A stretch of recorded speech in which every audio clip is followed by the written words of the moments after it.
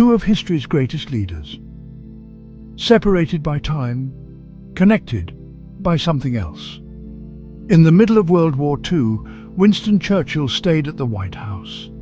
What happened one night in the Lincoln bedroom became one of the most chilling and strangely humorous ghost stories ever told.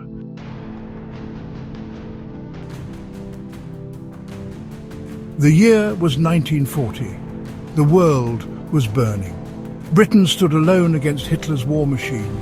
Winston Churchill, Prime Minister of the United Kingdom, made a desperate journey across the Atlantic to meet with US President Franklin D. Roosevelt to ask for help, to plan for war. Roosevelt welcomed Churchill not as a guest but as a brother in arms. He gave him the Lincoln bedroom, a room soaked in history and something else.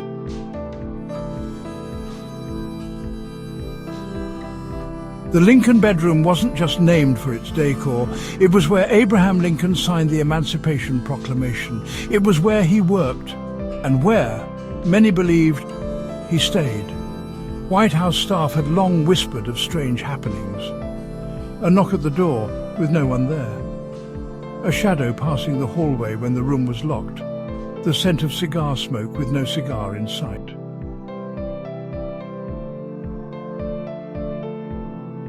Churchill had just bathed. He was alone, wrapped only in a towel, puffing on his signature cigar. The fire crackled. The air was warm, but something shifted. He turned, and there, standing by the fireplace, was Abraham Lincoln. Tall, stoic, silent. The ghost of Lincoln stared at him with quiet curiosity. Churchill, never one to be intimidated, even by the dead, didn't flinch. "Good evening, Mr. President. You seem to have me at a disadvantage." Gone. Just like that, as if he had simply faded back into the walls.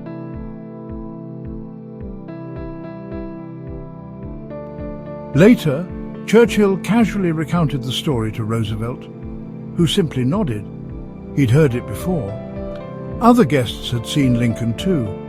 Eleanor Roosevelt herself reported feeling him watching her during late-night work sessions. Lincoln, they said, was a restless spirit, still concerned with the fate of the nation, appearing during times of great turmoil, war, crisis, upheaval.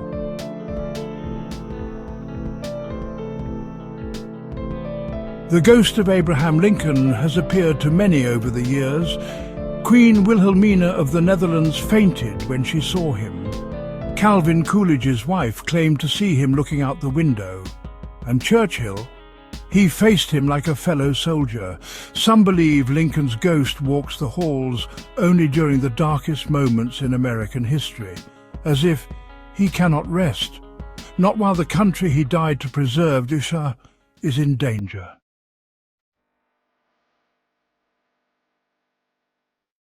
Winston Churchill met many giants in his lifetime, but that night in the Lincoln bedroom, he stood face to face with history itself and left behind one of the strangest ghost stories in political memory.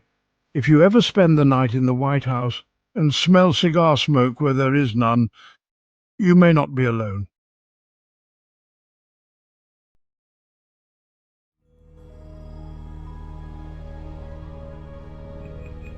He was a king obsessed with beauty, a dreamer lost in his own mind, but behind his castles and operas was a growing darkness. By the end of his reign they called him the Mad King.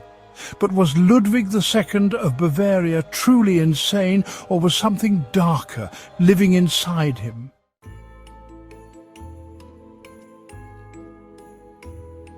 Ludwig II became King of Bavaria in 1864. At just 18 years old, he was shy, poetic, and obsessed with mythology. He surrounded himself with music, art, and legends of old gods.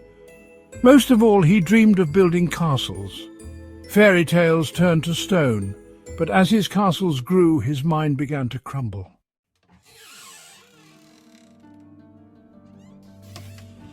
Servants began to whisper that their king would stand for hours in silence, staring at walls, that he'd wake screaming in the middle of the night, that he claimed something was speaking to him. He told his closest aide, "There are voices in the stones, and they are not kind." His doctors suggested mental illness, but others weren't so sure.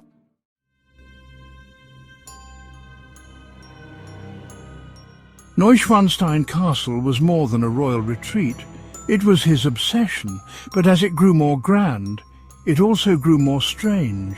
He began claiming that spirits lived in the towers, demons in the stone. At night, servants reported him speaking to shadows. Sometimes the shadows answered back.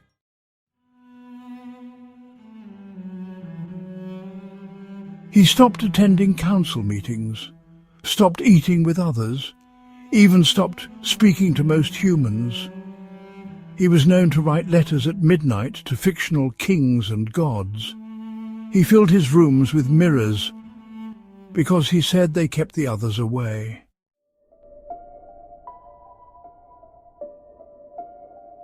By 1886, the government had enough. They declared him clinically insane and sent a psychiatrist, Dr. Bernhard von Gotten, to detain him. Ludwig was furious but calm, too calm.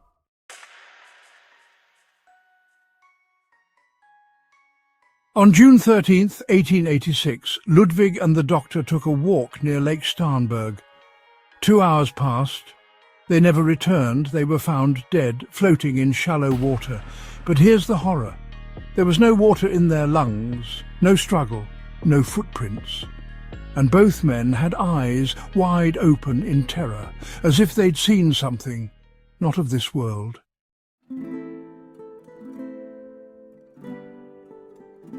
Was it suicide, murder, or did something ancient, something that lived in the walls, finally claim him? Some believe Ludwig wasn't mad at all, that he was possessed, and that whatever lived inside him drowned his doctor to keep it secret.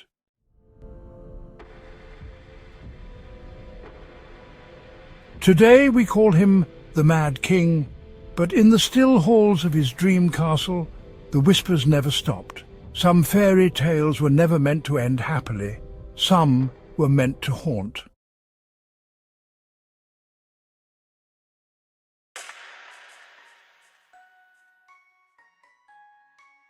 He played the lyre while his empire burned. He blamed others while the city turned to ash. Some say he was mad. Others say he was something far worse.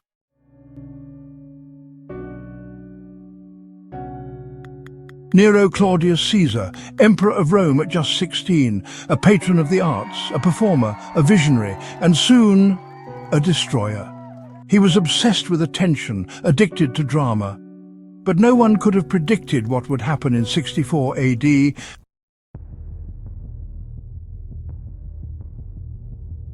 July 18th. The first flames sparked in the merchant district. By morning, half the city was gone. People ran for their lives, but some heard something else in the smoke. They spoke of laughter in the flames, of faces that shouldn't have been there, eyes in the smoke, and Nero playing music as the city died.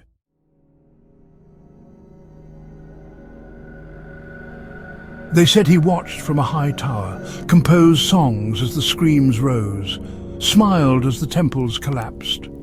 His staff whispered that he wasn't sleeping, that he spoke in tongues at night, that shadows walked beside him, whispering instructions.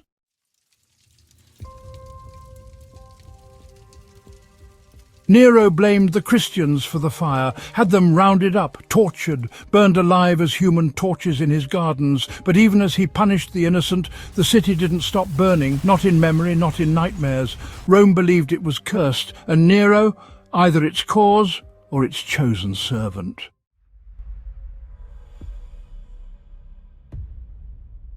After the fire, Nero changed. He stopped eating. He sang only dirges. He painted the walls of his new palace with ash from burned homes. When his mother's ghost was seen in the corridors, Nero simply nodded and said, "She still listens to me." They feared him, not just for what he did, but for what he might become.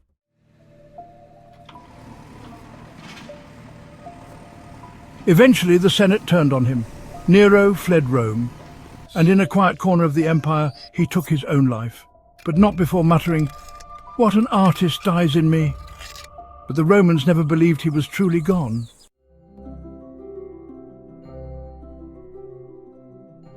Even now, some say when the wind is just right and the sun sets red as blood, you can hear music, laughter, a song rising from the ruins. Rome burned once, but Nero's fire never truly went out.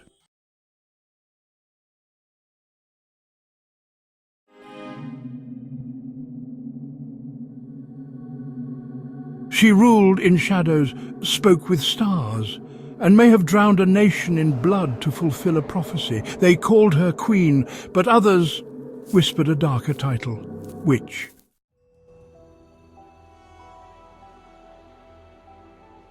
Catherine de' Medici wasn't just Queen of France, she was an Italian noble, a Medici bred in power, wealth and cunning.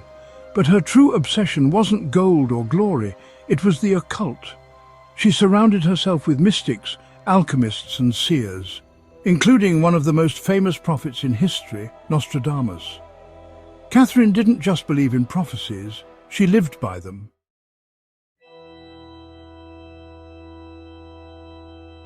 In the heart of the Louvre, behind gilded walls, it's said Catherine held midnight rituals, animal sacrifice, blood readings, even communion with the dead.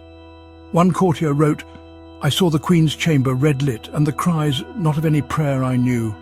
She claimed these rituals were for guidance, but what she was preparing for was war.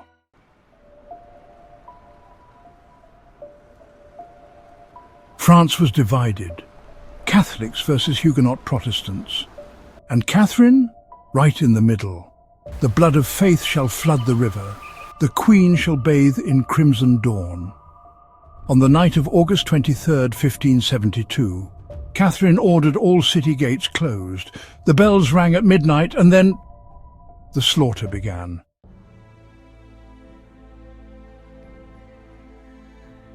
Thousands of Protestants were murdered, men, women, children, killed in their sleep in the streets, in churches. The river ran red for days. Some say she orchestrated it all. Others claim she simply saw it coming and let it happen. The blood will silence them. The stars have spoken.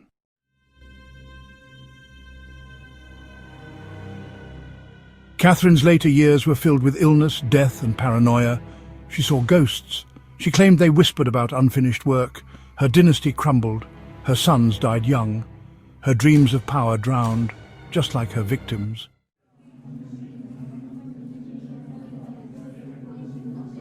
Some say Catherine's spirit still roams the Louvre. Others claim her spellbook, the Black Grimoire, was buried under the palace. Those who seek it often report the same thing: cold air, blood-like stains on ancient stones, and a voice in the dark that asks, "Do you wish to see what I saw?"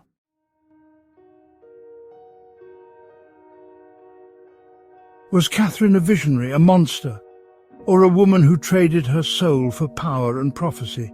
History remembers her reign, but the stars remember her blood.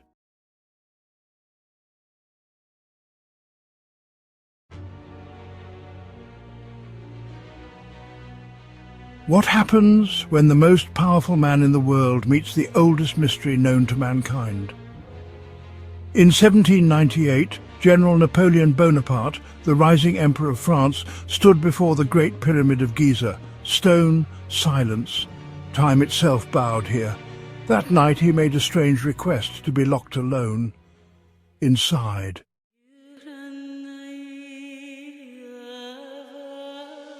Napoleon's Egyptian campaign was a strange mix of war and wonder.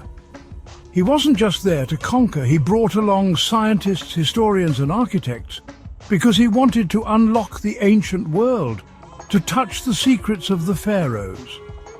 But there was one place even his men avoided after dusk: the Great Pyramid of Giza.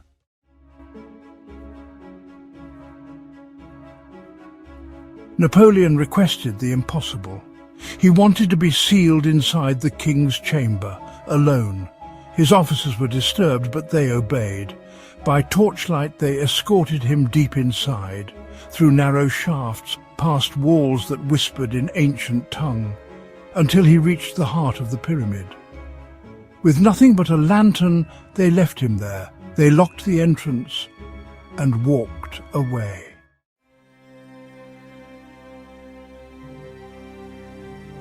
No one knows what happened that night, but the guards said they heard something, not screams, something worse.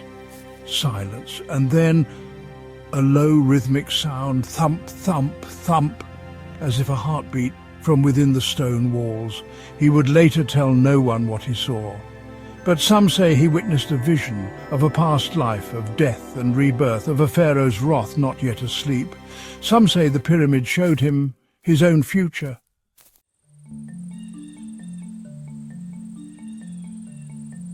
When they unlocked the door at dawn, he emerged, quiet, ghost-like. He said only one thing: no one is to speak of this ever. And just like that, he left the pyramid behind, but something else may have followed.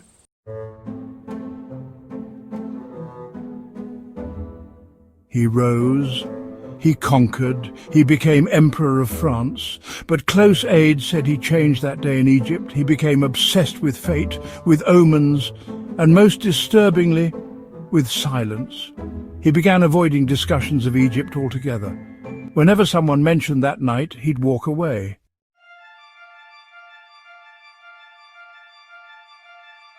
Years later, as he lay dying in exile, surrounded by only a few loyal men, he was asked again, what happened in the pyramid? He paused. The truth sat on the tip of his tongue. He opened his mouth to finally reveal it, but then he whispered, no, what's the use? You'd never believe me.